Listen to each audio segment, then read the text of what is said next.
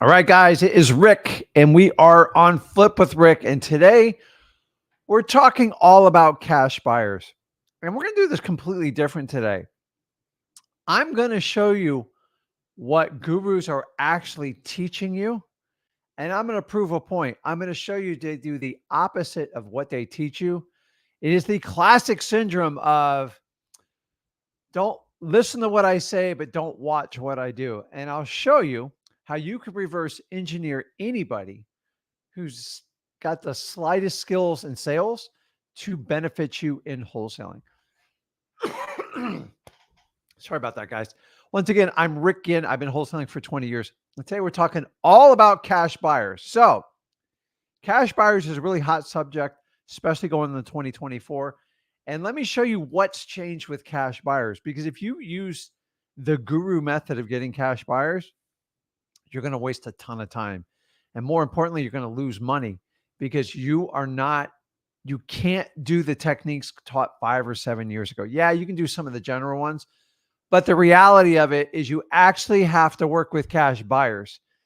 So many people have taught you like they're a dime a dozen, don't ever worry about them. And most of those people are in really bad shape right now. So cash buyers, you've got to understand from head to toe as a wholesaler.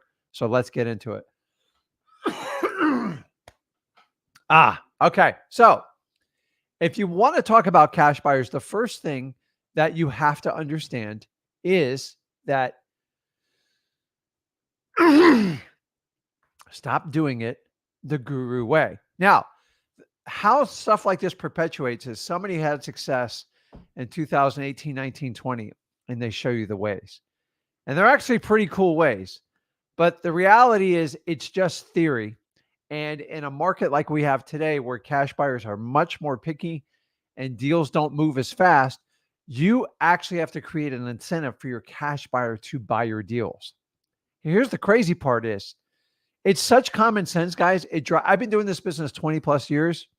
The stuff taught in the last 5 years for cash buyers is ridiculous. Now, I do attribute a big part of it to the focus on dispositions and wholesaling. I'm all about entrepreneurs. But the reality, if your focus is just on dispositions and just JVing other people's deals, and that's your only strategy, you're probably going to be in trouble wholesaling for the next few years. It's the truth, guys. He or she that finds the motivated seller controls everything. You see, there's this whole segment of market that just focused it on doing dispositions. And in my opinion, however you want to make money, but a true wholesaler will do both sides. They'll go out and find the motivated seller off-market properties, and they will dispo them. And honestly, if I had to pick one of the two, I'd rather you get really skilled at finding motivated sellers, because the dispo you can always add on. But there's this advent of, I show you how to flip 10 to 50 houses a month by just finding other people's deals. That's not working out real well right now. Why? Because I talk to you guys all the time and you say it. So what we have to do is just stop. If you are doing a guru method and you know exactly what they are, I'm going to run through them all. You've got to open up your mind and start doing stuff that actually works. Because when the market was smoking and it was a seller's market, you could pretty much do anything. But guys, that is the exception. It's never been the rule in wholesaling. And if you've taught and learned that way, you're going to be stuck. So what is a cash buyer? Here's the problem, guys. Cash buyer is such a key word. Everyone's a dang cash buyer. Everybody says they're a cash buyer. People have never bought a house and don't have a nickel to their name are now bona fide cash buyers. So when somebody tells me they're a cash buyer, I don't believe them. I make them prove it. And if you do not understand the difference on how we operate for cash buyers here and how most of the gurus do, you're not going to get it. And you're probably not going to make it in wholesaling. You see, a cash buyer needs to be a real cash buyer, not somebody that took a course on how to dispo your JV deal. I don't have a problem with it. I just don't want them in my pipeline because they have a high failure ratio. And if it doesn't work out, they really don't care. They don't have any buy-in into your deal. Some of them make you commit everything. Some goes, listen, I find a buyer. That's great. I just don't rely on them because all they are is trying to find a wholesaler in your local market and make the spread and move it real fast. You can do that yourself. So what is a cash buyer? This is a person that actually has physical cash and has a history of buying properties for cash. That is a cash buyer. When you ask them, are you a cash buyer? And they say yes, unfortunately, it is an automatic word, period. It's like asking somebody, how you doing today? I'm doing great. Everything's fine. It's a standard answer. Nobody gets the truth anymore. Why would you think any different on your cash buyers? So if your cash buyers are telling you they're cash buyers and they're not cash buyers, why do they do this? Number one, most of them are wannabe wholesalers. They took a dispo course and they want to be the middleman on all deals. You see, it's a beautiful theory. Think about it. You don't have to spend any money on finding motivated sellers. You don't have to find off-market properties. You just got to find another wholesaler that put a property under contract and doesn't want to do the work on selling it. And then they expect to make a huge profit off of you. Guys, wake up. You do not need that kind of help. I get it if you have a property under contract in a virtual market of a market you have nothing to do with. In my opinion, you're better off getting on the phone, finding the biggest, baddest wholesaler in that market and cutting a deal with them. By using these third parties that tell you they have all these cash buyers, they don't. Because the reality is, if you have 5 to 7 high quality cash buyers in your database, like real cash buyers, you're way ahead of most wholesalers. But what do we get? Too many people drag their ego into cash buyers. I've got 5,000 cash buyers. No, you don't. You got 5,000 wholesalers just reverse engineering what you're doing. So how do I decipher on who's a cash buyer? It's real simple, guys. You have to vet them. I know a lot of you are thinking, but my guru said they're a dime a dozen and I should just automate this part and make it super simple. 5 years ago, I would 100% agree with you. Today, you got no shot by doing it. You see, if you want to brag about how many cash buyers you have, you're only feeding your own ego. The truth is, when you get a deal, how fast can you move it? And I will tell you the quality of your cash buyers list. And you guys and gals that think you can rely completely on automation and technology to do this, it'll help, but it's not going to close your cash buyers. So here's what I'm going to tell you. Here's my first rule. And this is going to be a good one, guys, because I don't think anyone's ever done a live like this. So many of you keep using the exact same methods that the gurus who taught. Now, I've fully admitted this worked in a hot market, a seller's market. In today's market, it's terrible in my opinion. So here's what you have to first do. Watch what the other gurus do, ignore what they say. So let's break this apart. It's going to be a lot of fun. So most gurus, let's face it, they make predominant amount of their money on coaching programs. They don't make it on real estate. I know that's a travesty of a statement. It's just the truth. So what do? They focus on this thing they call high ticket sales. You know what that means? It means you're a high ticket sale prospect. How do I know? If you're new to wholesaling and you've never done a deal before, you are at risk for absolutely being hammered by these guys and gals. How do I know this? Dude, just go on the internet. Anybody on here but in the comments, tell me, have you hop on for a discovery call? Guys, it's one of the oldest tricks in the book. Think about this. A guru is telling you to automate your cash buyers list. Just fill them up, have them fill out a landing page, a squeeze page, whatever you want, and just load them in your database. And then from there, what do? Just electronically blast them. Don't have to do any work. It's perfect. And you'll get 5,000 cash buyers. You're going to get 5,000 cash buyers, but probably less than 5% of them have any money. And probably less than 1% of them actually even bought a property before. So look at this statement right here. I'm going to prove it to you. Watch what a guru does. Ignore what they say. And I tell you, do it with me and Zach. The reality is, if most gurus are selling a high ticket coaching program, which is you guys, by the way, and what do we call high ticket? Really anything over two to $3 grand. Most of them go up to 10 grand. Some go as high as 30. I know it's absolutely nuts. So here's what I'm going to do. I'm going to, without calling out gurus or doing anything, you guys can look this stuff up on the internet.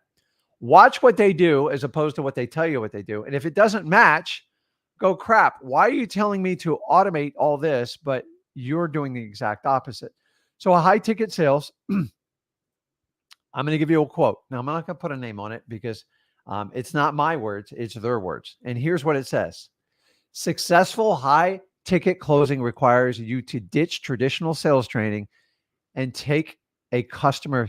It got misspelled on there, but it was just copied and pasted. A customer first approach. Let me read this again. This is from a guru that sells a high ticket coaching program. By the way, they sell it to all the real estate guys and gals.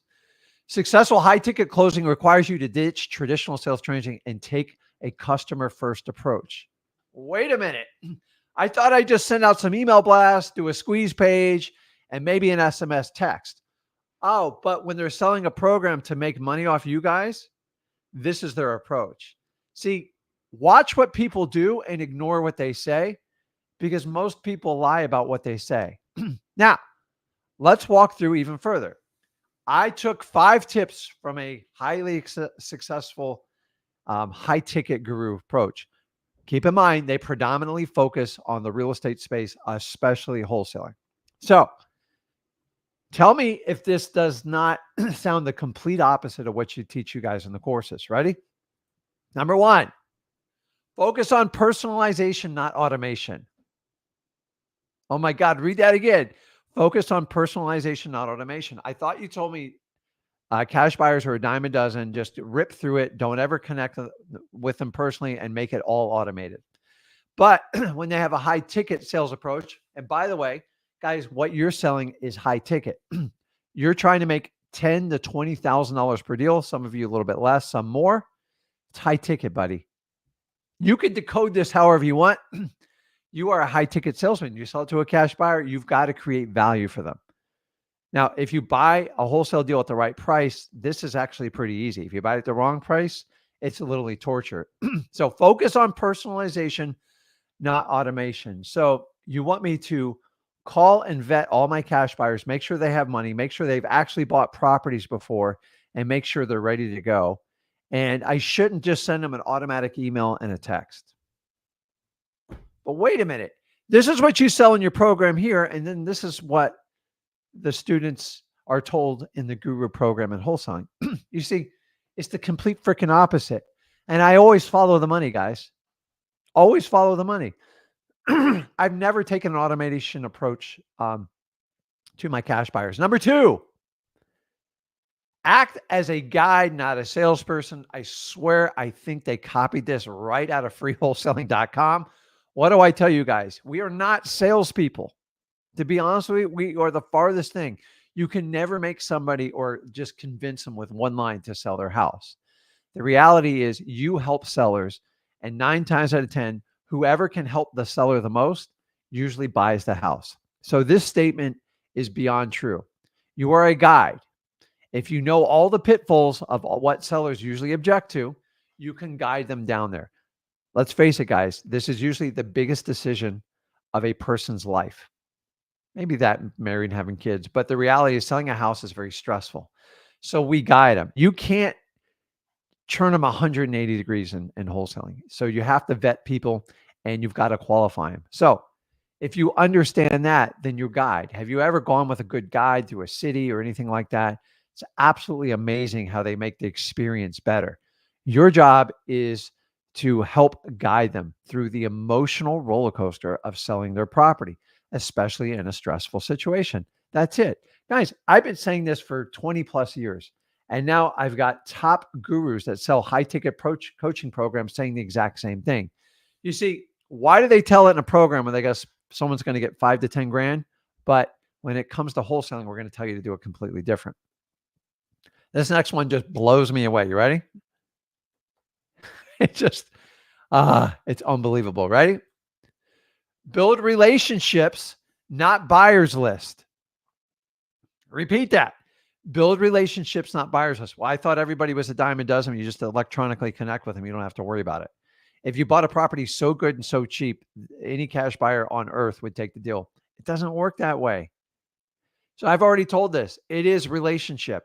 It doesn't mean you have to go to dinner. It doesn't mean you go on vacation, but you do have to get to know your cash buyers. How? You just vet them. You ask quality questions. We'll get into it. And then follow up. We all kind of know that. So Here's the reality, guys. You ready? Cash buyers are your customers in wholesaling. I don't know why anyone else doesn't talk about this. If you don't understand what your customers want, you don't have a business. So if you're not spending time in vetting them and finding out if they're for real and finding out what their price points in the areas they're buying in, you are just guessing in wholesaling. And I don't know who taught this crap, but they're not around anymore. I can promise you that, because if they did this in today's current market, you could be eaten alive. Guys, I see it all the time. There is a massive shift in buyers right now. They want deals and they want the truth. And if you can provide that and give them light, but here's the reality is, if you have a 5,000 list, cash buyers list, the problem is about 4,800 of those people are just a waste of your time because you didn't take the steps to protect yourself. So um, it's crazy. So now that we know cash buyers are our customers and we understand that, here's the problem with most gurus programs, specifically in wholesaling. I can't speak outside of wholesaling because that's what I'm an expert in. But let's just talk about what gurus teach in wholesaling on cash buyers list. Honestly, it's so automated and like so redundant. You got to wonder, like, if I use the same techniques, these techniques were taught in the 60s and 70s. Now, I'm all about things that work, but we have to admit a lot of things have changed. Information flows much freely, and the cash buyer has a lot more options. So, number one, the bigger your cash buyer list, the better. Wait a minute. They just told you the opposite in what we call a high ticket program, which they all sell. Every guru sells them. What qualifies them? I don't know, 2 to 3K or more. That's the light side. Bigger cash buyer list, the better. It's good for your ego. And honestly, when you fulfill a big cash buyers list, it takes your guru off the hook because it gives you a false sense of security. That's why they have you do it. I'm sorry. I've had huge cash buyers lists. They're the worst ones of them all. Give me 5 to 7 quality cash buyers. Take your 5,000 list all day long. I guarantee I'll sell my deals faster and for more money and with the least amount of stress. Remember, not the richest guy in wholesaling from money wise, but I will tell you, I am the happiest because I know how to move my business along. I know how to sell stuff. And I know how to make money with any type of house that a seller is willing to sell. It's just got to work. So number one, bigger cash buyers list. We know that's not true. Number two, you got to automate your cash buyers list. It's got to be all automatic. You are too smart. You're too special. And you think you're too big for your own britches to sit there and deal with the cash buyers. This is some of the worst advice you can get. And the more you ignore your cash buyers, the worse the results you're going to get. Now, I'm all about automation, guys. But automation is used to gather information. It is never used to close any type of seller. And a lot of you are buying into the AI hype. I love AI. It's incredible what's going on. And we get data faster and we get better leads. But I do not buy into the hype where AI can call my customer and a computer can close them over the phone. Honestly, we did that. We're all out of business. We're all out of business. But use AI to collect it. Now, how do they automate? Most of them are email blasts. I'm going to be honest with you. No one's reading your emails anymore. Everything goes to garbage, goes to spam. And they're working towards like verified email. And I think in the next 3 years, you're going to see massive change in this. Honestly, if you're not approved on my email, like I don't even look at your emails. And I think most people do the same. Same thing goes for SMS blast. Just blast them all. Well, guys, just so you know, 8 out of 10 of you that use these automation techniques, you realize you're only supposed to be selling your contract. So the minute you give an address with a picture, you've basically violated most statutes in each state because you are not a licensed agent. And for you to sell a property, you either have to be the owner or you have to be licensed. So by you sending out these emails, especially with the 5,000 cash buyers list, think about this. You just gave the state and the Fed all the ammo in the world to go hunt you down. Once you start selling, remember, we're only selling a contract. We're selling our rights. Once you start going in and showing a property and doing all that stuff and you make it extremely public and 5,000 people, I promise you there's somebody in your list that is not looking out for your best interest. And if you're doing it illegally, you need to stop. By doing these email blasts and these SMS texts, 9 times out of 10, most people, 8 out of 10, I said, are breaking some sort of statute. How? Why? Because I get them all day long. We don't even do them that way in our company. All ours are by personal invite. We have permission, and then we share specific contract information. Now, in the contract, you're typically going to have the size of the house. You're going to have the address. There's stuff you can legally disclose and stuff you legally can't disclose. Most of you are acting like realtors out there. Why? Because this is how we were taught for years, and you got to stop doing it. So SMS blast, email blast, that's the automation. Now, let's talk about how to do cash buyers the right way. So what I want you to understand is everything I've showed you up to this point, and I know it's a weird comparison, but if gurus are out there selling newbies on a wholesale program, anywhere from $3,000 to $10,000, whatever the number is, it could be whatever you want, and they're giving you really bad cash buyers information like automate, don't connect with them, fill up a huge cash buyers list, and just send everything out. But when they go to close you, the one that they're going to pay you is they're going to give you completely opposite information. That's being a hypocrite. You can't do it that way. So why do you think gurus that sell you on programs, why do you think they make you call in? It's certainly not easier for them because they have a trained assassin salesperson waiting to take the call. And by the way, they're going to get about 15% of whatever you pay them. Sorry, gurus. I'm just telling the truth the way it is. And the reason is their job, their sole job is to close you. And guess what? They really don't care if it's good for you or not. It's whatever's in their personal interest, and they're going to close, and they have a right to do that. And I'm fine with it. But I'm telling you, their job is to close. And if they don't close enough people, they get fired. End of story. And then basically the person who owns the company pushes the salespeople harder and harder. Now, the reason why they do the sales is because they have a chance to talk you into it, overcome objections, and walk you down like the aisle to buy this big fat course, which you can just get the course at freewholesaling.com. But honestly, if you just want to give money away, go ahead and do it.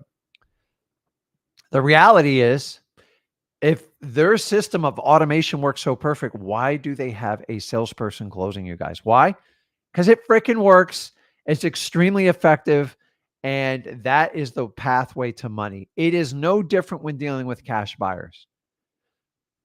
Number one, you have to qualify them and make sure they're real because most aren't. And then number two, you got to make sure you're in the right area at the right price range. And if you do that, when you have a contract ready to go, you don't have to have these awkward conversations like, what's an assignment of contracts? How do I do this crap? It's done. Here's the downside. It does take work. And most of you are your own salespeople. So get up the phone and call. Look at your cash buyers list right now. And if I got on the phone and we called three-way with them, if I called 25 of them, what would they say?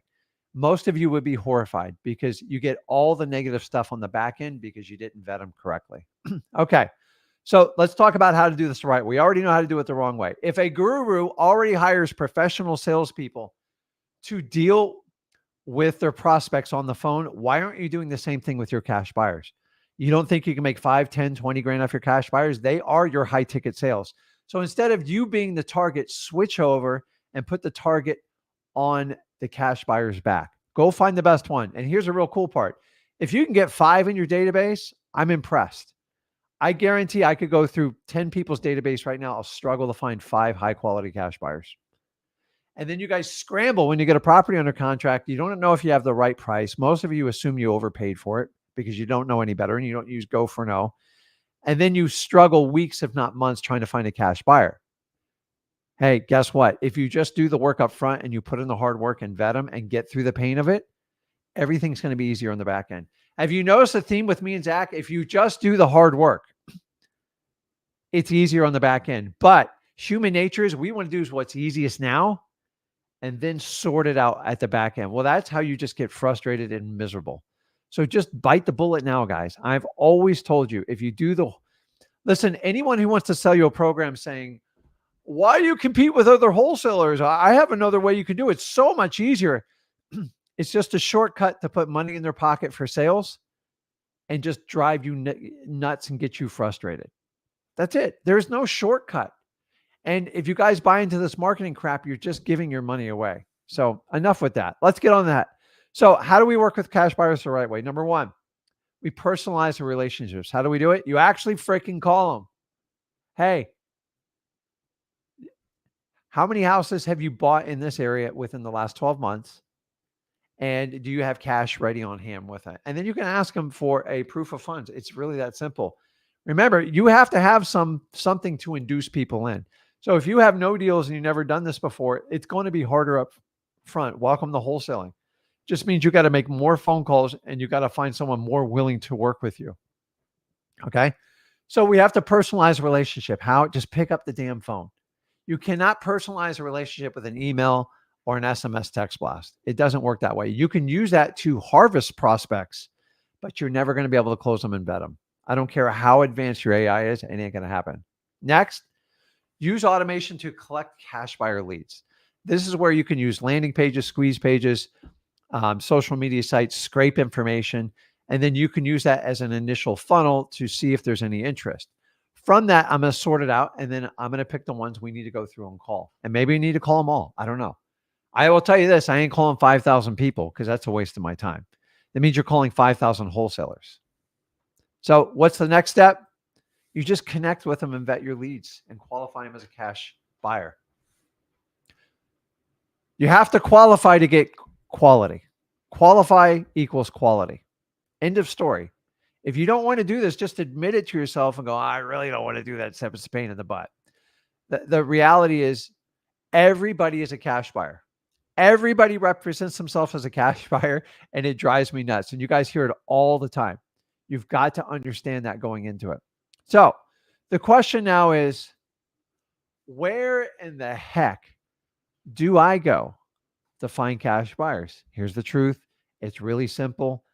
Here's the good news. This actually has not changed in a long time. So the first thing I'm going to do if I'm looking for a cash buyer, say I have a deal now. I'm going to go in order of importance of how you need to find it. So a lot of you get a deal under contract and then you do the cash buyers at the end of it. I get it. So now you really got to get to work. So you have to remember the first part of my presentation. Remember, it's about quality, not quantity. So what do? The first one, I'm going to go simply to social media groups and I'm going to scrape information anywhere where there's cash buyers. So just like if you're in Florida, just look like for Florida real estate investors and then look for cash buyers. You can use the search bar in Facebook, Instagram, all other stuff, and just start hunting.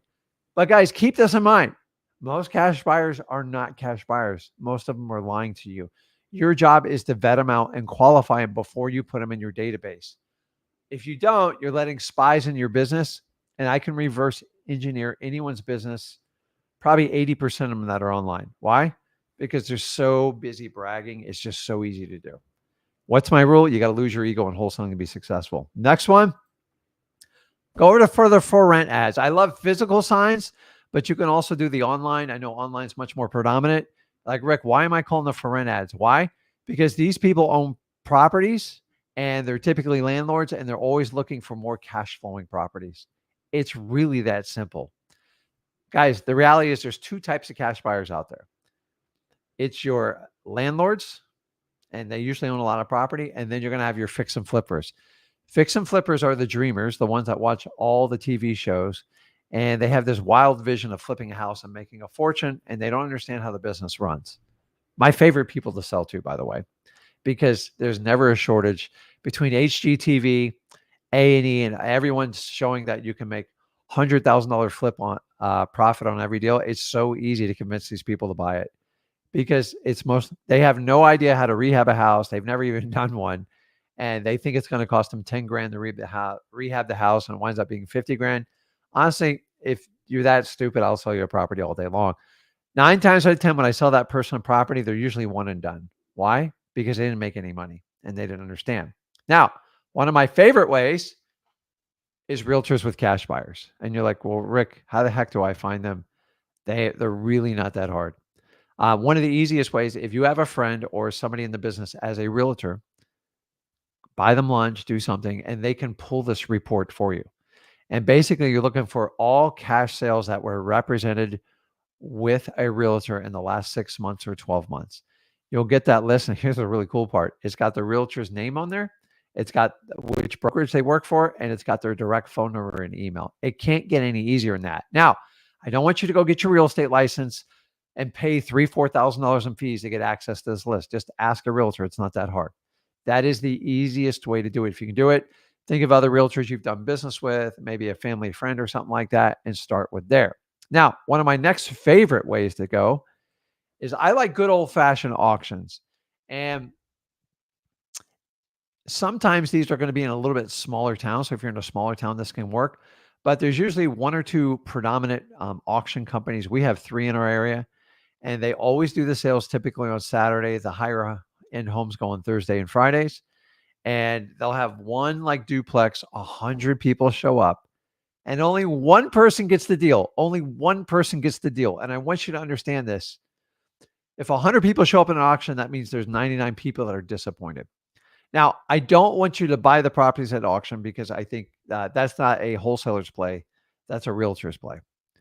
He or she that pays the most for the property usually loses in these types of deals. So when you get these, what you want to do is market to all the cash buyers. How do you do that? Go early, stay late. Do me a favor. Do not take pictures of the auctioneer's sign-in sheet because that's stealing. And I see a lot of people do that, and you'll never be invited back, and they'll ban you. So I know people that got into that. So I love auctions. I once had the luxury of owning a duplex next door. They had an auction, and I set it up perfectly. I sold my property 30 minutes after that auction, and we reopened the bidding and did the whole thing without the auctioneer. That was one of the greatest, most fulfilling things I ever had in my life. But I'm saying utilize auctions because these people give you a pulse, and these people typically overpay. And by the way, people that show up to auctions are realtors with cash buyers. Why? Because they look at the properties for them and they make an offer sight unseen, and they got 30 days to close it. How most auctions works, so you guys know, the auctioneer gets a 10% premium. So if they paid 100 grand for a property, they're basically going to pay 110. They have to leave the 10% there as their deposit, which is non-refundable. And then they got 30 days to close it. It's that simple. And I love doing them. Now, I would be remiss not to mention the good old fashioned way to do it, which are JV deals, which is short for joint venture. Now, I'm telling you, I like JV deals. I don't think, this is my opinion, and I'm entitled to it. So I'm just going to give it to you because I've been on this earth for a long time. I believe just focusing on JV deals, meaning your job is just to try to find a buyer for them. That's not wholesaling. I'm just going to tell you like it is. Now, if you want to pick off a few of them, that's fine. And as a wholesaler, if I dominate an area, so I have multiple markets I do, everybody knows I have the best cash buyers. I get people from Arizona, California, New York, Tennessee, all the Carolinas.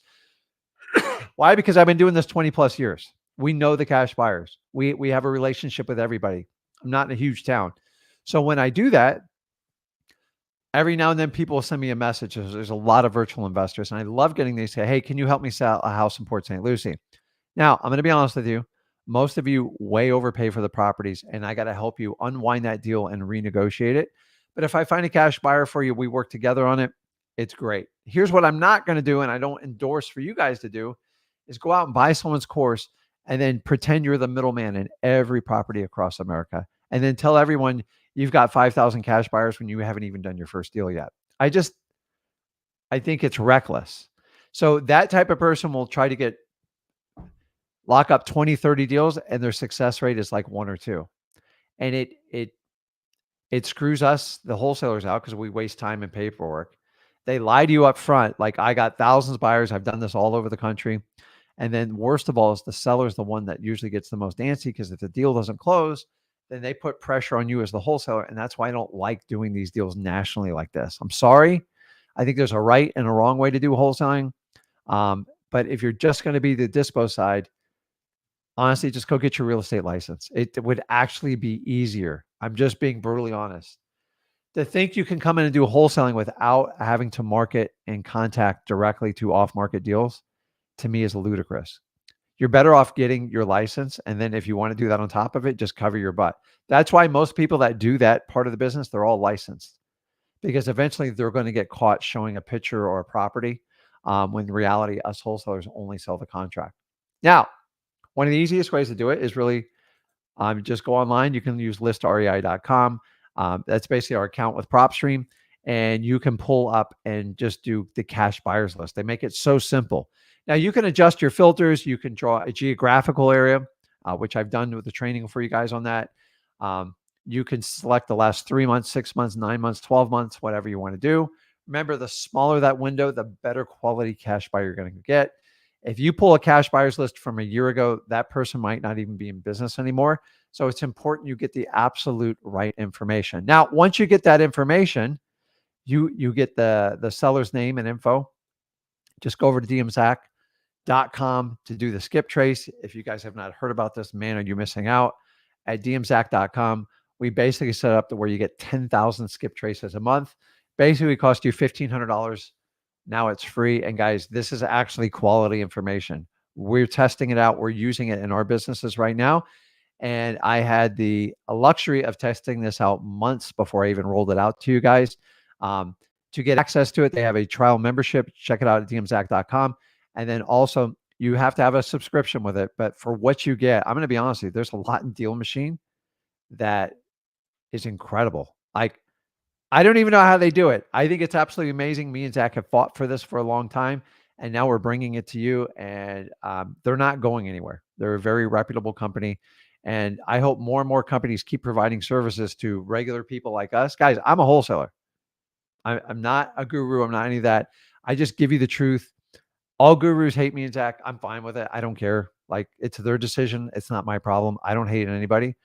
I just get tired of the old ways being taught because it's the exact same way when I started out. So guys, it's so important that you understand everything I said here, because the main thing is you got to understand that if you're being taught by a guru how to pull the cash buyers list,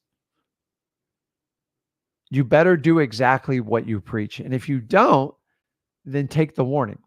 So if a guru is going to tell you how to pull cash buyers, and they're going to give you the same old line they've used the last 50 years, but when they sell their coaching students, they all make personal phone calls.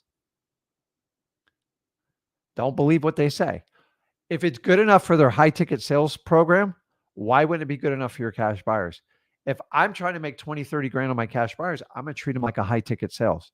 I'm going to cater to them. I'm going to find out what areas they're buying in, how much they buy for, and how many deals they closed and how much cash they have. And once I have that, I'm happy. So a lot of you go, hey, well, what do I say to the cash buyer when I call them? Don't complicate it. Remember, you're a guide. You're not there to sell them. You're just really there to qualify them. And go, listen, I see you on a house on 123 USA Street. Is that you? Yeah. Hey, would you be interested in other great deals that come across? I buy houses at deep discounts. Is that something you're open to? It's just that simple. And from your conversation, then you just get in the qualifying. Proof of funds. How many deals have you closed? Can you give me addresses? Because guys, let's face it, most of the people you're going to talk to say they're cash buyers. They're not. They're wholesalers trying to cut it. And they bought someone's course that told them you can sell everyone's deal across the country. Why? Because it's easier in wholesaling. And I'm here to tell you, it's not. It's actually 10 times more frustrating. You're better off just doing the work with us. And that is it. So let me jump over to the comments section here. And I am solo today. So every now and then Zach switch, but my name's on this channel, so I got to come out. And I actually love talking to you guys. I can't answer the questions as fast when I have Zach here. So we have a lot, but he'll be back on Thursday. So I'm pulling up the comments. That's an incredible comment. So we didn't talk about that, and that's a great. That's why I love doing lives, because these are interactive. And guys, it is live. It is what is it? Oh, it's the 5th of December at 1:48 p.m. Eastern time. So if you want to know, reverse wholesaling, cater your buyers. You're right. When deals get tight and you can't make them work, you can do the reverse wholesaling. If you want to learn how to do it, go over to freewholesaling.com. That is a great way to do it. Let's see here.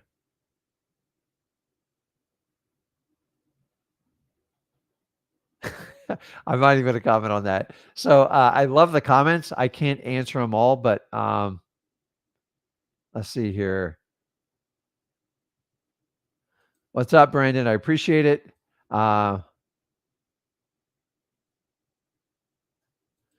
MC says, I got a property under contract. We need to speak. Dude, hop on the live. Let's do it. I would love. Guys, nothing gets me more excited than talking about deals. That to me is the juice. I hate talking about theory. Don't get me wrong, it's important to teach, but the best way to learn wholesaling is by taking an incredible amount of action and doing it. You're going to get a result one way or the other. You're either going to get a contract or you're going to get rejected. And here's the really cool part. They both work and grow you as an individual, and you need to understand that. Let's see. Okay.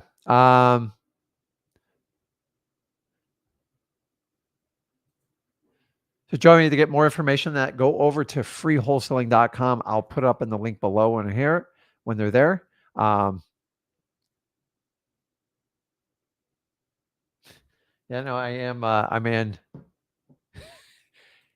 Yeah, I just get bored drinking water, and I just drank a terrible tasting green drink, and I just got to kind of wash it out. I was told to get more oxygen in this, but I kind of like the way it tastes, and I've close to just like removing soda from my life, but it's occasionally my after hours drink. It's better than the other stuff. So, okay, boy, you guys, tons of questions. So guys, most of this, I'm not doing an ad for them. My God. Okay, so most of the information, if you guys want to check it out, let me put it up here. Freewholesaling.com. 95% of the questions you ask, me and Zach have taken the painful steps of recording it. It is the deepest, most thorough wholesaling course, not only in the country, in the world. And here's the really cool part. It's got 28 years experience between me and Zach. And we actually do wholesaling today. This is what we do as our primary form of living. Do I do other things? Absolutely. Absolutely. I've been doing this a long time. So what other things? I like to work on commercial projects. I do short-term rentals, the whole 9 yards. I'm somewhat of a rookie in it, but I got a lot of them, and we're learning a lot of stuff as we go on. So it's go over to freewholesaling.com. If I can't answer your question, go over there. And the course is free, guys. Act like you paid 5 or 10 grand, just like every other guru charges, and go to work with it. Do you know 70% of the people that sign up at the course have already paid a guru? So even if you paid a guru, I'm fine with that. You can use our course as backup. And I would love you to compare the material because I have nothing to hide. If I'm not taking money from you and I give you and I pull the covers back, but somehow I'm the mortal enemy in wholesaling because I give free stuff away. Shocker. So most people can't stomach giving away the free information because their information, maybe it's not up to par. And number two, maybe they don't do what they say. So I don't know what it is. The reality is most of them are money grabs and they're just trying to pull in money as fast as they can. But we've solved this. So you can go over to freewholesaling.com. So guys, do me a favor. Make sure that you smash that like button and you're subscribed to this channel. That's the best way you can pay me. And if you don't believe me, just go look at how many subscribers we have. It is all thanks to you guys. We'll talk later, maybe when Zach's here, because obviously what we do works, so you guys enjoy it, and I'm having a good time doing it. And for all the guru like haters, number one, I don't hate anybody out there. I've been on this earth way too long. Number two, if you don't like what me and Zach do, why don't you change the way you operate? I'm not killing your sales. You're just using a tired old method, and things change over time. Heck, we all used to just have landlines. Now we have cell phones. You probably fought that too. But I love it. Listen, anybody who talks about us publicly, fine with it. But just make sure you're okay that we can share what your course information. Oh, that's right. We can't get your course unless we pay you for it, because then there's no ability to get a refund if we don't like what you say. See, I don't understand. Here's what I'd love to see. Every guru course, I'm talking wholesaling only, guys, put their course out there and give you 30 or 90 days to digest it. And if it works, then they can pay them. But you know that's never going to happen because I don't think people would buy into it. So if you guys want to hop on the live, you know how to do it. I'm not going to go in the technical parts because I know Zach does that one all the time. And let's see here. What did I miss? I'm not ending the live stream. Relax. So, okay, let's jump on. Let's talk to some. And some of you guys really know how to use the live stream, by the way. And I give you a hell of a lot of credit because, guys, it's just the crazy thing is I've got about a dozen people on here. About half of them I know. And actually, I'm proud of you because use it or lose it in this world. Same thing with freewholesaling.com, talking to me and Zach. Either you use it or you lose it. And I'm going to give you a perfect example here. Right, Jason? Have I talked to you before? So many times. Yeah. So, like, guys, I just want you to understand, like, just take advantage of it. I try to pick people a little bit like randomly, so I don't talk to the exact same person every time. But why I like talking to Jason is he's always working on something in his head, and he's always working on making progress. Now, I promise you, if you get on this thing and you just complain, I'll have more fun with you than like someone that doesn't complain because I already know what your problem is before we don't even have to get in the wholesaling. I just get inside your head and go, do you complain about everything? Are you upset because it's sunny out today? Are you upset because it's snowing? It's like, it's so easy. And guys, I want you to use that as an example. If you constantly complain to everybody around you, they don't want to be around you, even your family members. You guys got all those family members that like, they bitch no matter what happens. And I've learned if you put that out in the world, you're going to get it back tenfold. So what's going on, Jason? How can I help you out? I got a property under contract on Saturday, and I feel like I wasted my time. Okay. And I don't know if you would have done it differently. So I want your advice on whether you would have gone on this appointment in general. And I want to ask this other question. It's quicker. Okay. Zach said yesterday in his live stream that a KPI to track is how many offers you make. Mm-hmm. And I'm under the impression that I only make an offer when I go on the appointment. That's what I've been doing. And Okay. I don't know if I'm doing that right, if that's even wise to do. Okay, so you want to talk about that, or you want to talk about your appointment? Which do you want to address? Let's do the first? appointment. I shouldn't have said both. Let's do the appointment. Okay. So, the guy had a health problem. I said, listen, if I come, I've been talking to him for like 2 weeks. I said, if I come, I plan on buying a house. Are you ready to go? Like, if we come to price and terms that make sense, can we do this? He's like, yeah, I need to go. I need to get out of here, blah, blah, blah. I end up showing up, walk it, needs like no work, very light rehab. Uh-huh. His price is too high. The ARV I have is 250. Yeah. Some realtors are telling 250 to 275. And some realtors told me 300 to 350, but like, I don't know. And but he told me his price. It was too high on the phone. I knew he was motivated. I decided to go. Okay. And then we came to price. I said, dude, I can't do 200. I gotta be at like, I did the good cop, bad cop at 150. Yeah. And he was like, no, I can't break. I gotta get 200. I tried breaking down why he needs 200. I couldn't really get that from him. And then it got to a point where I was like, all right, I'm gonna leave. And you know what? Why don't I just get it under contract and show it to the world and protect myself in the contract? Yeah. And I'll just show it to people. I'm already here. That was my logic. And I can't seem to get it down.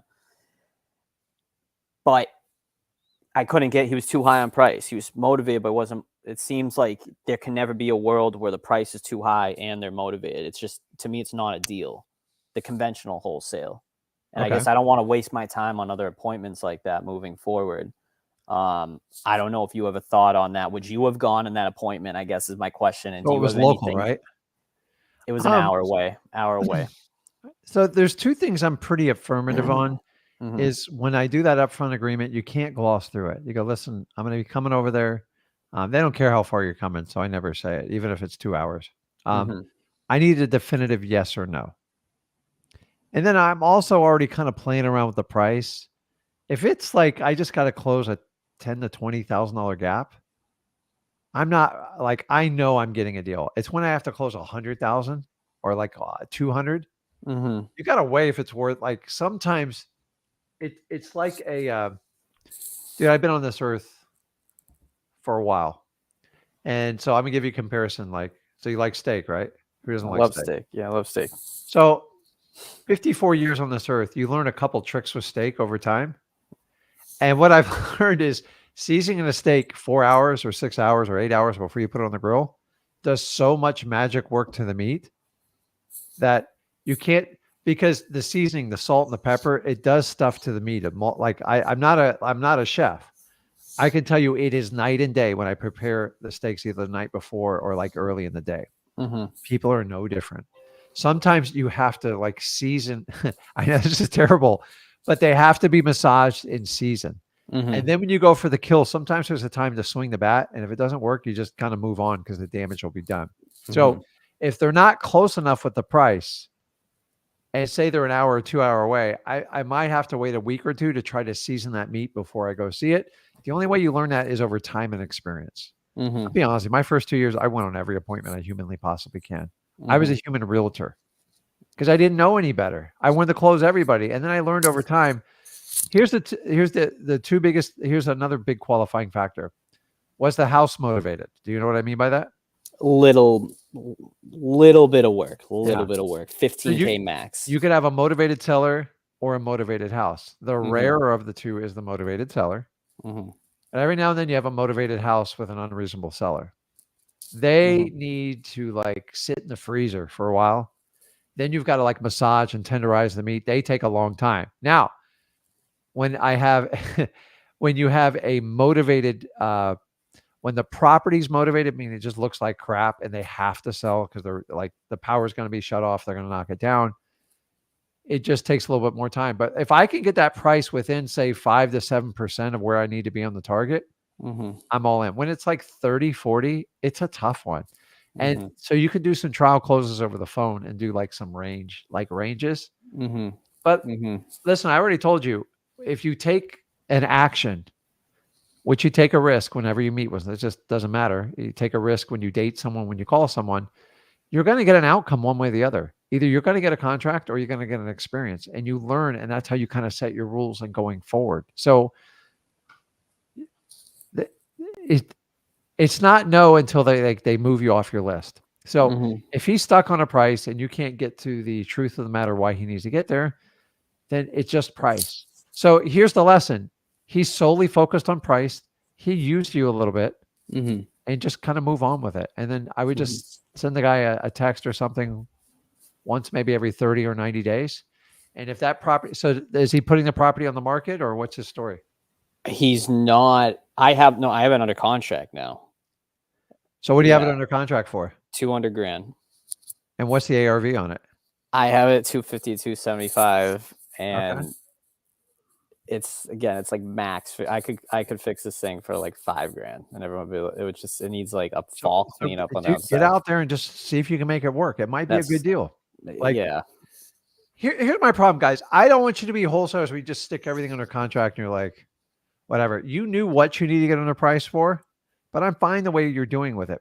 Just find out as fast as you can. Don't leave this guy under contract for like a month because these guys can be difficult. We don't want to disappoint sellers. Our job is to sell it, but now we got he's playing a little bit of games with the price with you. So now you got to go back and find someone that wants a deal. Depends on the area and depends on the demand. And a lot of it is timing. It's crazy, guys. I've had deals just like this. I put under contract. I have it sold in a week. And I've had other times I've taken 3 months. I can't even get a buyer and I got to get out of the contract. Why? It's just timing sometimes. It's just, there's a bunch of properties on the market or the cash buyers have fallen off the face of the earth. You're going to have to go out and find it. The only good news is you're still in that price point where it's attractive. Once you start getting like the 350s, 4s, people like got to pay attention because it's hard. So I think you're fine, dude. I think you're overanalyzing it.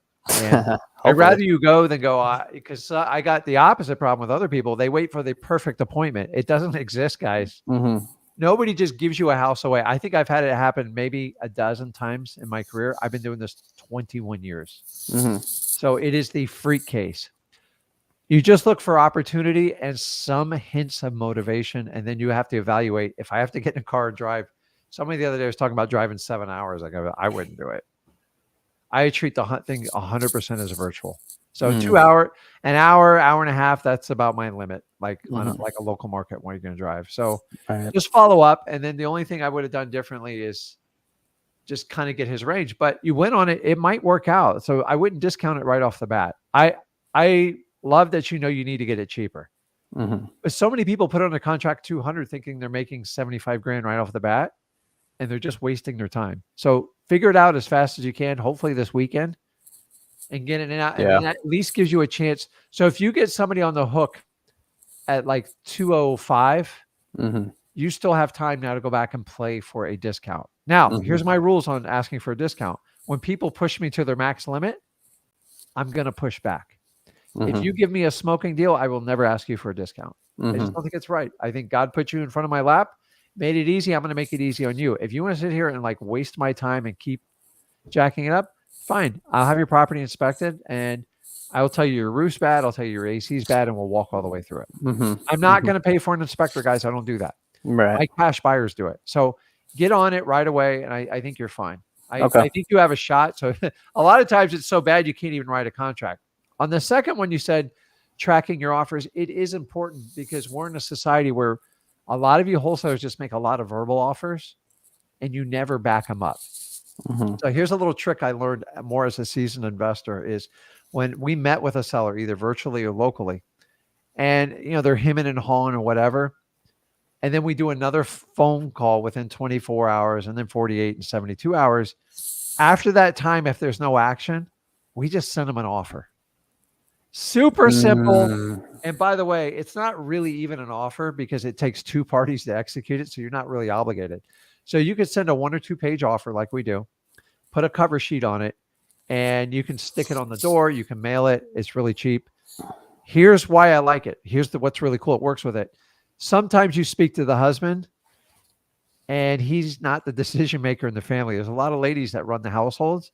And she goes, listen, I told you need to get this piece of crap sold. He sent you an offer. Why aren't we signing it? And then the wife will call you and she's like, okay, let's meet. Let's get the deal done. And so sometimes people visually look at offers and they're like, oh my God, they're serious about it. Now, on 10% of those deals, you will get a call back on them. Doesn't mean you're getting a deal, but you're catching that one person. Sometimes there's couples that run the family and only one side got to hear the offer and the other side didn't know it was even existing. That's how you kind of run them under the bus. And what do you got to lose at this point, right? And you're going to put your lower offer on paper anyways, but I use it as a marketing tool for them to call me back. The problem is eventually you got to start backing these things up with offers because that's how people do take you seriously. I don't like to leave open offers out there. And when I send an offer, I give them 72 hours to respond. Why? I'm just looking for them to call me back. That's it. And if they can call me back, I have a conversation. And sometimes the wife goes, okay, if you can do like 192, I'll go ahead. I go, listen, I do 192. I'm going to come over and we need to get it signed now, or we need to get on DocuSign and get the whole thing done. So, does that make sense to you? Yeah, absolutely. But the problem is if you never write an offer, it mentally starts to wear on you. You got to sometimes people put stuff in. You ever hear people go, well, put it in writing and I know you're serious. Yeah. No different. So I use that to usually get a hold of somebody in the family that maybe will make a different decision. It is somewhat of a crapshoot, but dude, it works. It's actually how I created the ROS postcard thing because everything gets an offer. And that's the reason people call us on our postcards. Guys, go to Mailing Mastery if you want to learn how to do it. It's really cool. So people like when you put an offer on it, just to understand, people they take it very personable. And they'll usually want to call you back and go, why did you make this offer? And here's a hint. If you're writing offers, use odd numbers. So even if you were going to offer, say 190, offer 191, $467.23. Why? Because they don't understand how they want to know, how did you come up with that number? And I simply go, listen, I just gave you the most I could. Is that something we can discuss? And we just kind of go from there. So that's what Zach means about like making offers. Okay. I talked to someone the other day. I haven't written an offer in 6 months. I'm like, you haven't gotten one in front of one motivated seller or anything. Like, I go, why don't you try to write an offer and see if they'll take you seriously? So, and some of you guys are younger, like they don't take you seriously. I know that. I went through this with Zach and a lot of you were going through it. How do they take you seriously? Put it in writing. And guys, I'm talking about simple offer. And here's the catch. You don't have to sign it, or you can put, and then if you have a 30-day inspection period, then heck, sign it. Who cares?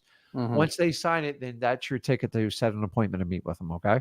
Okay. All right. Thank you. I'll be back with Okay. another question. Okay. Thank you. I Awesome. appreciate your time. Okay. See you. Oh boy. Okay. Let's see.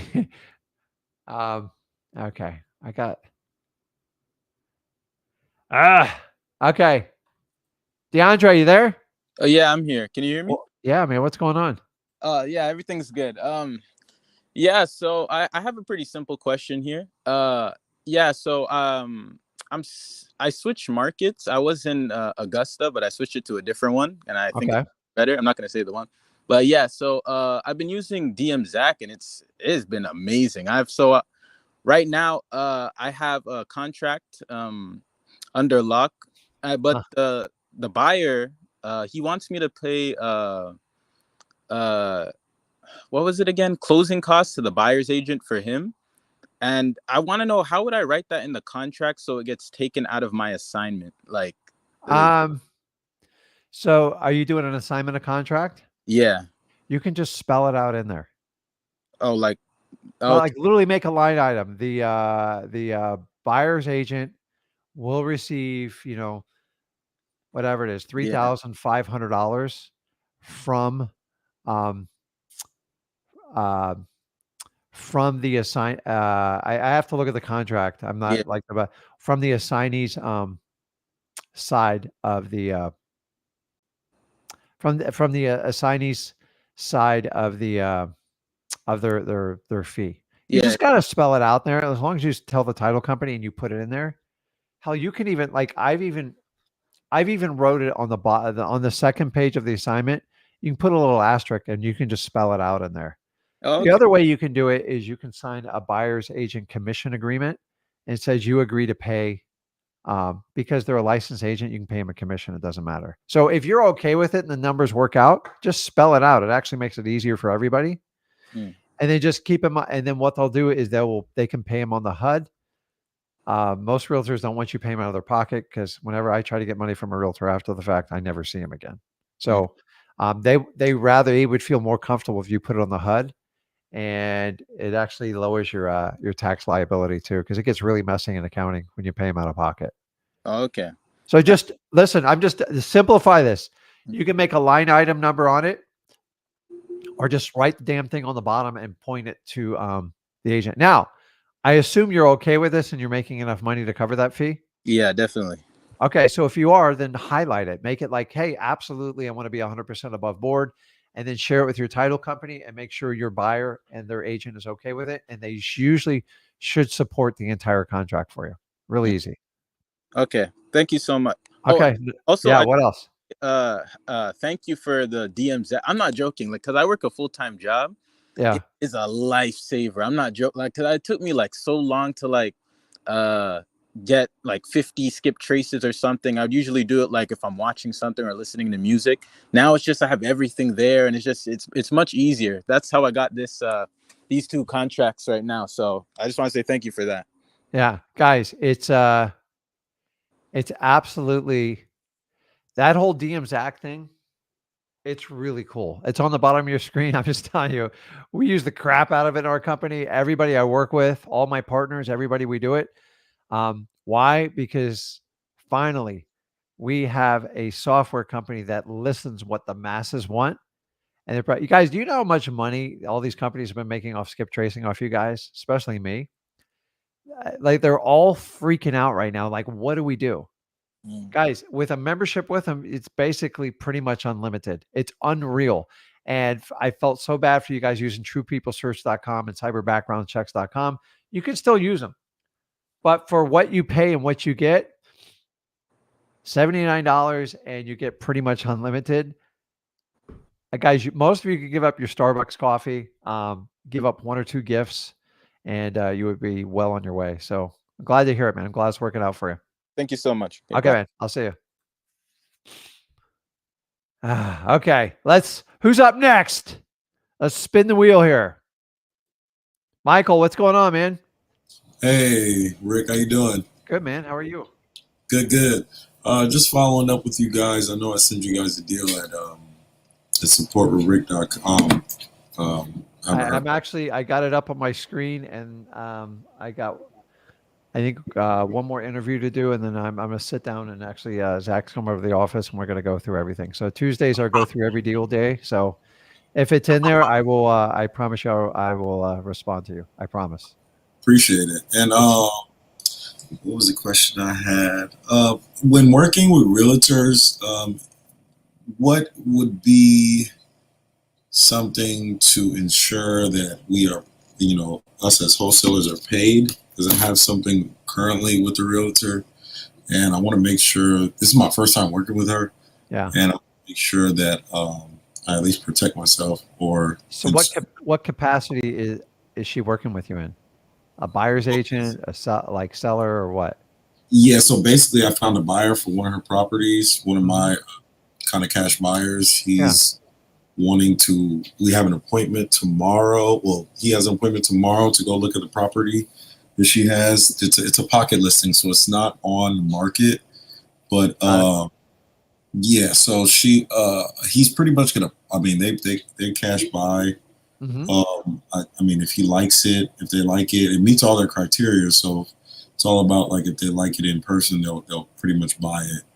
Now, I don't have it under contract because it's hers, but I'm bringing the buyer. So you have a unique situation here because it's an off-market property and she's controlling basically the listing. But is this somebody you know, or someone you've recently started to?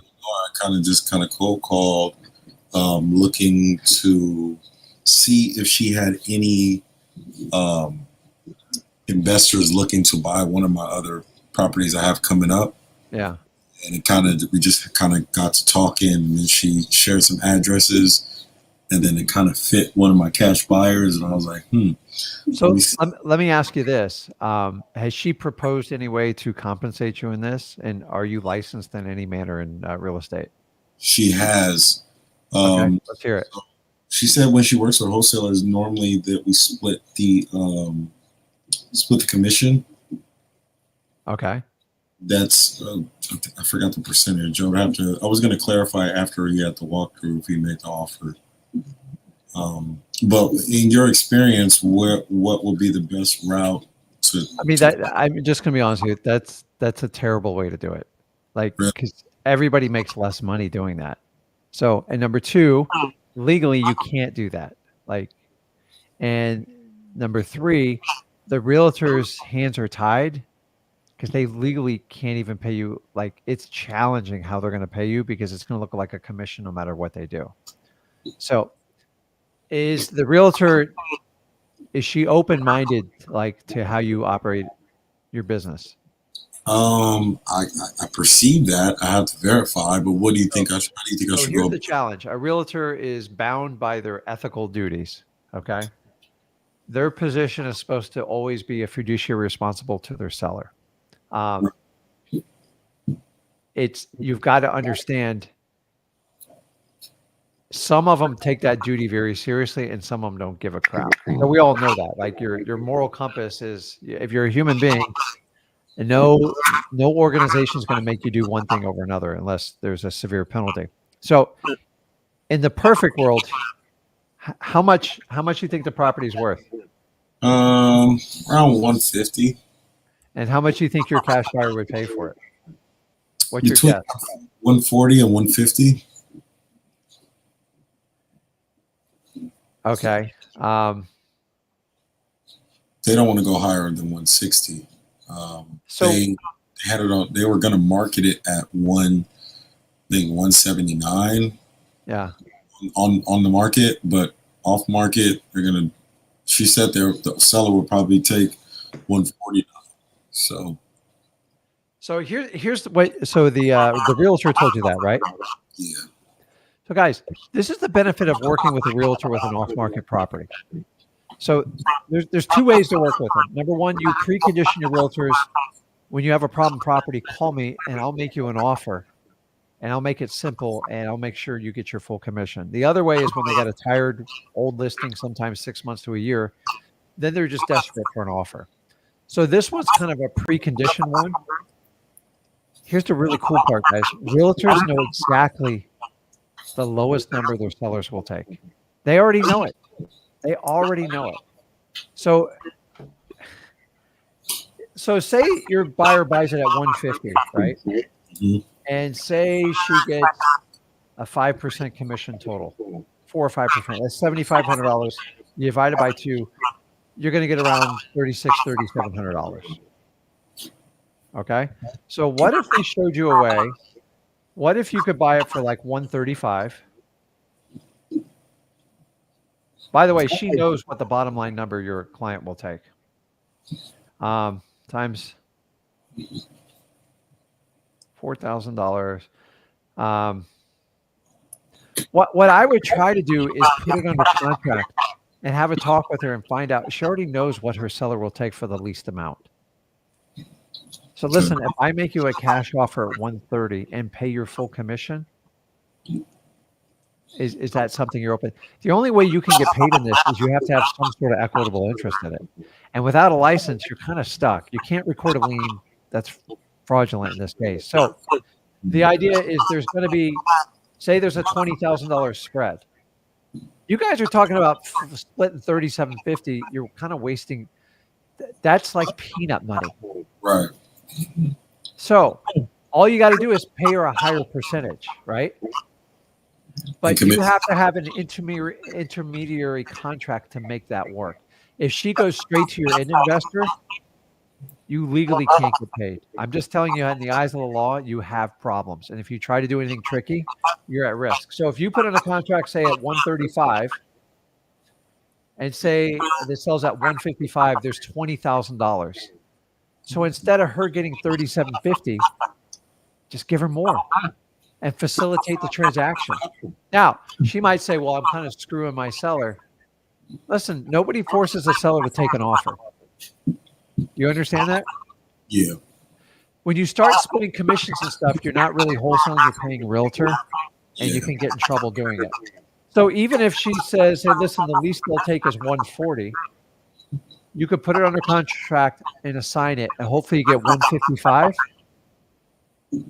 Minus off the fees, everybody still makes more money. Find a path where she doesn't break her ethical commitment, and only she knows that, and find a way where she can make more than $3,750, and I think she'd be fine with how you work with it.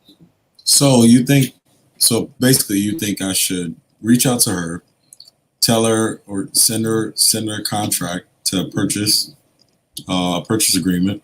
Yeah. For possibly okay, so let's say my buyer wants to buy it at 145, right? Like, should I lock it up for that price? Or my question to you is, I lock it up at that price or lower and treat it like a regular wholesale deal? Well, you try to get it lower and see, well, listen, what's the least amount you could take? And just tell her, listen, give me 2 weeks. I think I can get it sold. And then when I sell it again to that, just make up the difference for her on her commission. And she'll be fine. The biggest problem is you need permission from the realtor.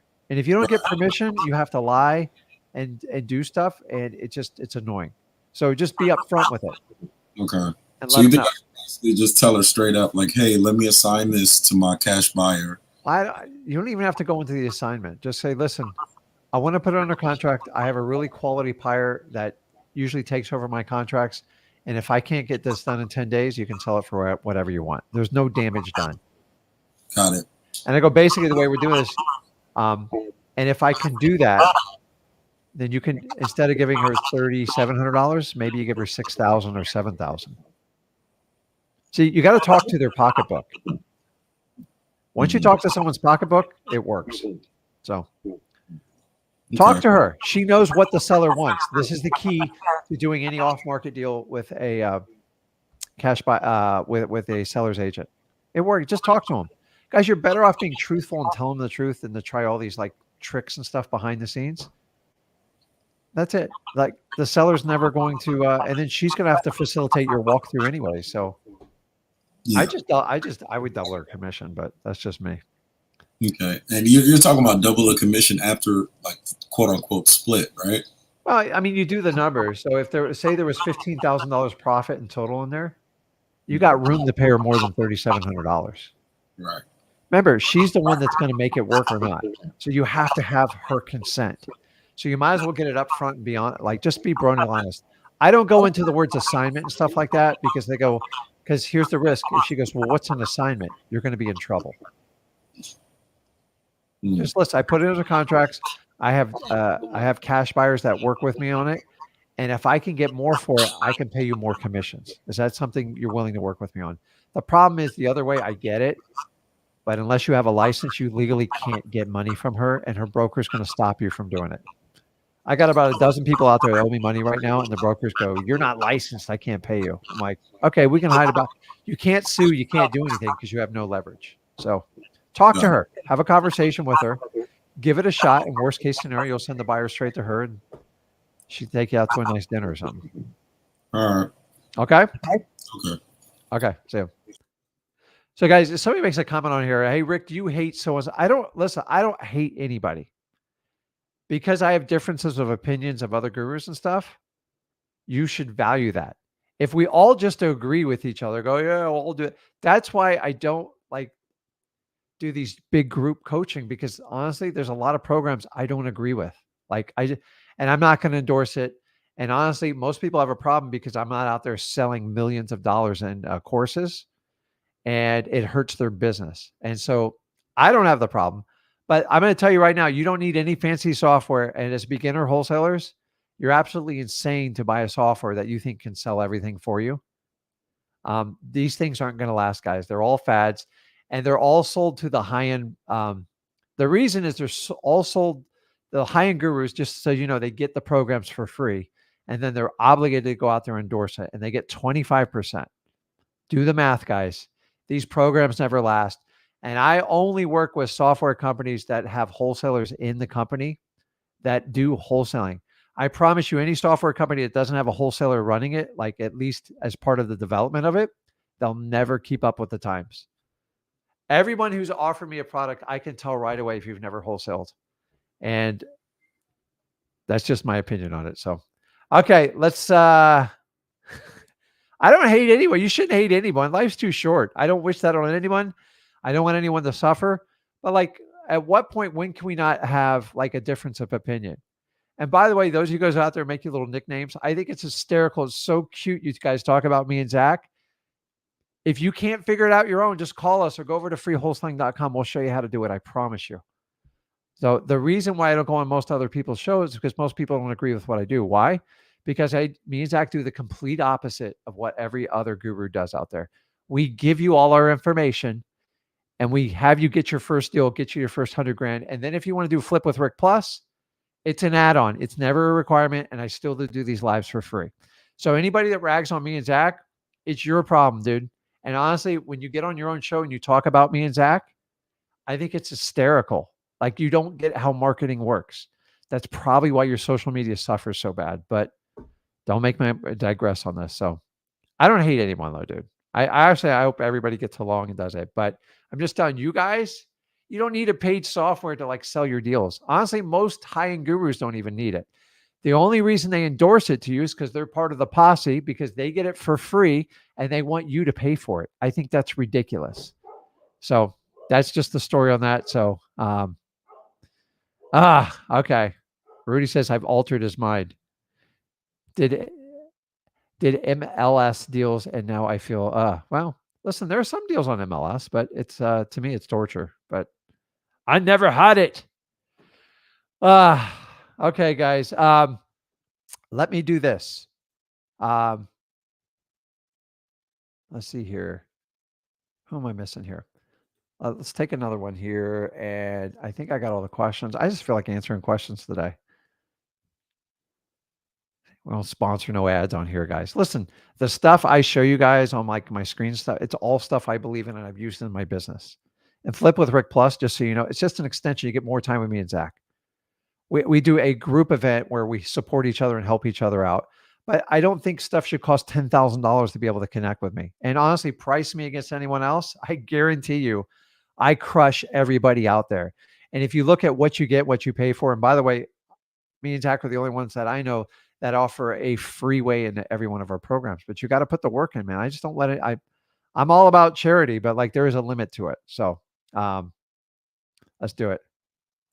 Vincent, long time no speak. What's going on, Rick? What's How you going on, been, man? man? How you doing? I'm great. How you been? I'm alive, dude. So nothing can be better. I don't hate Hey, anybody. Like, you got to understand, you can, at some point in society, we have to understand you can have disagreements with people, but still be on their side. And it's for 100%. some way, everything's like, you got to be on this, you got to be on this team, you got to do that, you got to think this way, your politics. I don't care. Did you never hear me talk about politics? Because I think politicians are like, it's a joke. I think most gurus, I just wish everybody would change the way they do stuff.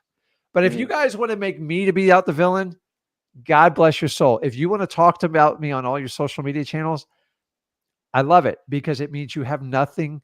You're so struggling in value. You got to pull it off me and Zach. And I think it's Well, just crazy. everybody not meant to make it to that point. It is. And I'm okay. Listen, I just, at the level I get to, if you don't have a certain amount of haters, but like, there's some people just have too much time on their hand, but that's fine. You're wasting your own time. You're going to waste mine. So what's going on, man? What can I help you out with? So, well, first, man, I want to let you know, man, you truly an inspiration, man. You keep me going on my worst days, and I'm gonna be honest with you, wholesaling honestly made me a better person. So, this is a beautiful thing. Yeah, and think of all the change you're going to do as you add on to it. Like, exactly. A lot of you guys don't know. Most people know in the Flip with Rick Plus, I go into detail of, like, once I found wholesaling and I figured out how to make money, and then I figured out how to keep money, the generational wealth challenge, like, it's unbelievable what happens. And you make decisions and you start wondering, like, why do I put this in my body? Why do I eat this? Why am I not more present with my family? And you push everything to the extreme limit. And it's a very powerful thing you can do. Plus, keep in mind, with wholesaling, I think being a Dolphins fan my entire life trained me, because we haven't won a Super Bowl since '72. And I sit there every year and I go back. And I'm like, everyone's like, oh, you have such a soft schedule this year, man. I'm scared to death.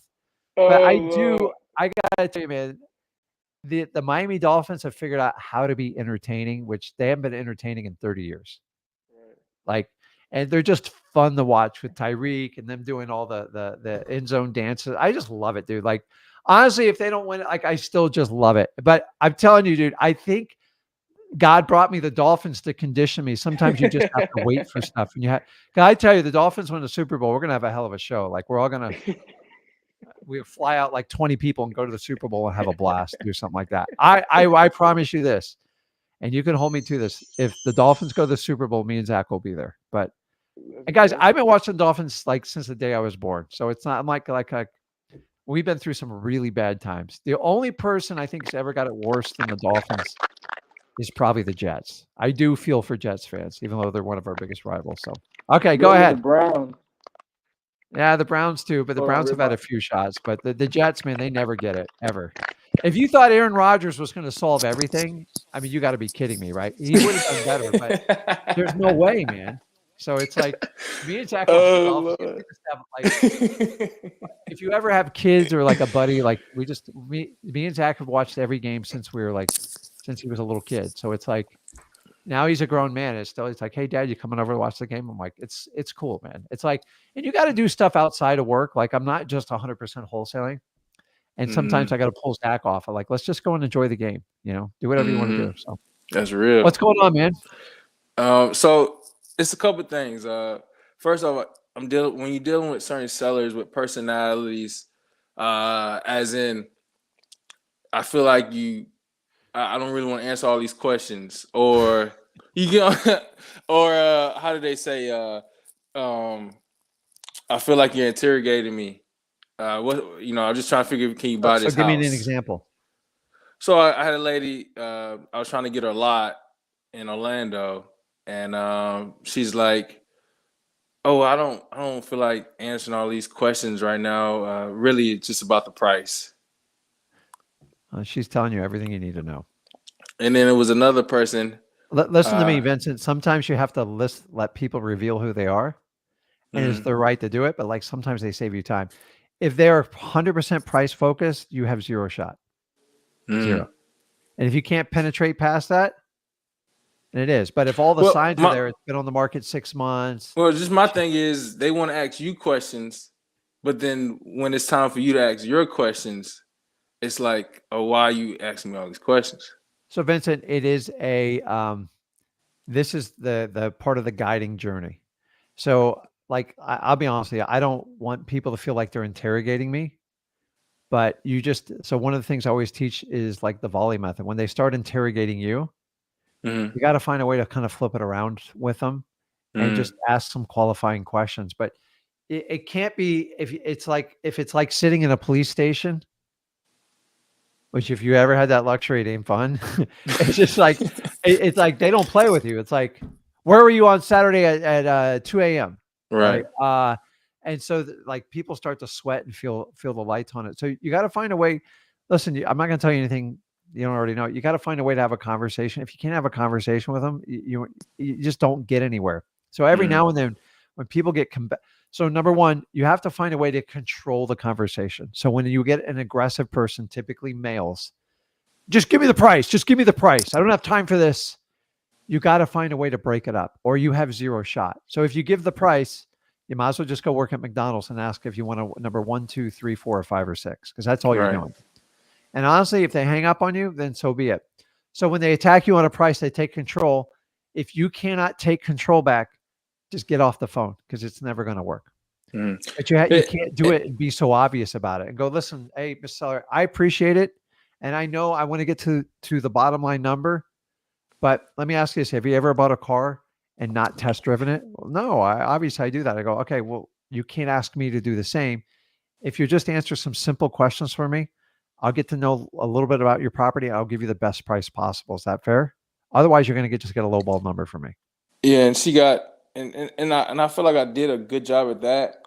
The part I messed up on was she asked me, "What are you buying? Are you buying this lot?" And then I didn't say yes.